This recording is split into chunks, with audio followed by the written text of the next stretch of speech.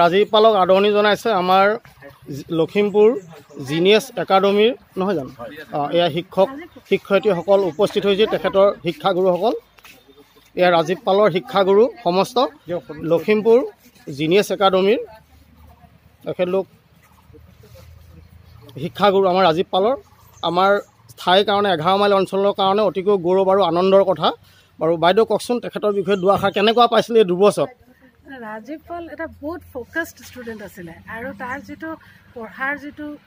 তাৰ পদ্ধতি আছিলে সেই পদ্ধতিটো সাংঘাতিক ইনচাইটফুল মানে আৰু সেই হিচাপে মানে তাৰ একাডেমিক কেৰিয়াৰ সদায় ওপৰলৈ গৈ থাকিব তাৰ গ্ৰাফটো যিটো সদায় ওপৰলৈ যাব মানে ধন্যবাদ আপুনি হয় কওকচোন আপোনাক দুজনে এষাৰ তেওঁৰ বিষয়ে ৰাজীৱ খুব ভাল ষ্টুডেণ্ট আছিলে সি মোৰ ঘৰৰে ওচৰৰে আৰু সি সদায় ক্লাছৰ ৰেগুলাৰলি পঢ়িছিলে সি বাহিৰা একো সহায় লোৱা নাছিলে তাৰমানে সি যিখিনি পাইছে সম্পূৰ্ণ আমাৰ কলেজৰ জৰিয়তে পাইছে তাৰমানে মানুহে এটা কয় আৰ্থিক দিশৰ কথা কয় বহুত অসুবিধা নাই আচলতে নিজে যদি ইচ্ছা কৰে সকলোতে যি ভাগে মানে সকলো বেয়াৰ ভাঙিও আগবাঢ়ি যাব পাৰি নহয়নে ৰাজীৱ পাল কোৱাচোন তোমাৰ স্কুলৰ বিষয়ে কেনেকুৱা পাইছিলে দুবছৰ চমুকৈ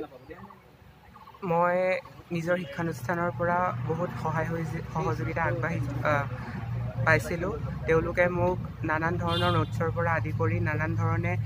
মনোবলো যোগাইছিলে ভালদৰে পঢ়িবলৈ ভালদৰে আকৌ আগবাঢ়ি যাবলৈ তেওঁলোকৰ যি মোৰ ক্ষেত্ৰত অৱদান সেয়া মই কেতিয়াও নুই কৰিব নোৱাৰোঁ তেওঁলোকে যাতে ভৱিষ্যতেও মোৰ হিৰত আশীৰ্বাদৰ হাতটো ৰাখে তাকে মই ধন্যবাদ এই ৰাজীৱ পালৰ কাষতে আছে লখিমপুৰ টাউনত আমাৰ লখিমপুৰ জিলাৰ মেইন টাউনতে আছে জিনিয়াছ একাডেমী আপোনালোকে যোগাযোগ কৰিব পাৰিব তাতে অধ্যয়নত তেওঁ থাকি আজি দুবছৰ বিজ্ঞান শাখাত অসমৰ ভিতৰতে আমি জনাত ৪ৰ্থ স্থান অধিকাৰ কৰিছে যিহেতু এতিয়া ষ্টেনৰ সেই কথাটো নাই যদিও তেওঁ 95.4% লৈ অতি সুন্দৰভাৱে উত্তীৰ্ণ হৈছে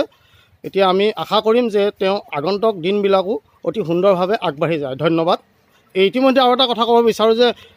2023 বৰ্ষৰ মেট্ৰিক পৰীক্ষাত তেওঁ সোণাপুৰ পুখুৰীয়া উচ্চতৰ মাধ্যমিক বিদ্যালয়ৰ পৰা অসমৰ ভিতৰতে ৪ৰ্থ স্থান অধিকাৰ কৰিবলৈ সক্ষম হৈছিলে ঠিক তেতিয়াও 98.5% তেওঁ উত্তীৰ্ণ হৈছিলে আশা কৰিছোঁ অনাগত দিনসমূহ ঈশ্বৰে কৃপা কৰিব আপোনালোকে আশীৰ্বাদ কৰিব যাতে তেওঁ নিজৰ ভবামতে আগবাঢ়ি যাব পাৰে ধন্যবাদ